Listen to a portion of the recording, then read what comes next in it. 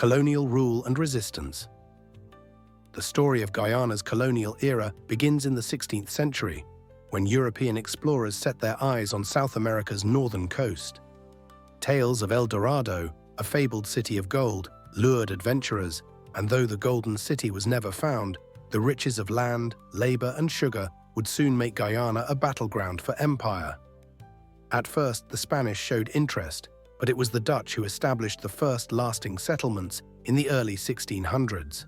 They dug canals, built forts, and created plantations along the low-lying coastal plain.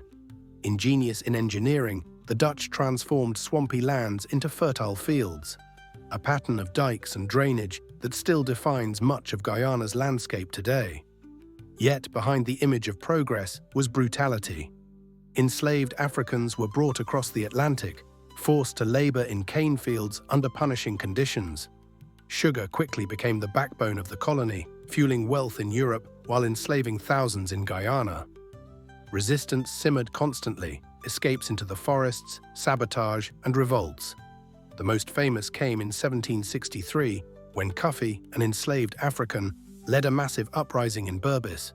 For months, he and his followers controlled large parts of the colony, demanding freedom and justice. Though the rebellion was eventually crushed, Cuffy remains a national hero, a symbol of defiance against oppression. In the late 18th century, the British wrestled control from the Dutch, and by 1814, Britain firmly ruled what it called British Guyana. Under their authority, the sugar economy expanded even further. Plantations multiplied, and Georgetown, the capital, became the hub of administration and trade. Enslaved Africans bore the weight of this system, their lives marked by grueling work and violent punishment. But abolitionist movements were growing in Europe, and enslaved communities never ceased to push for freedom. In 1834, slavery was officially abolished throughout the British Empire. For the formerly enslaved, freedom was hard-won, yet it did not come with land or true independence. Many left the plantations, seeking villages of their own. Their departure created a crisis for the plantation system, and Britain turned to another source of labor, indentured servitude. Beginning in 1838, thousands of Indians were brought to Guyana under contracts that bound them to years of work on sugar estates.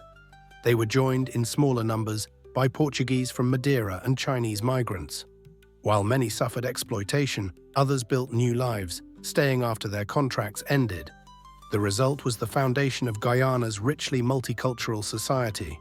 Afro-Guyanese, Indo-Guyanese, Portuguese, Chinese, indigenous, and mixed communities, each contributing to the country's identity,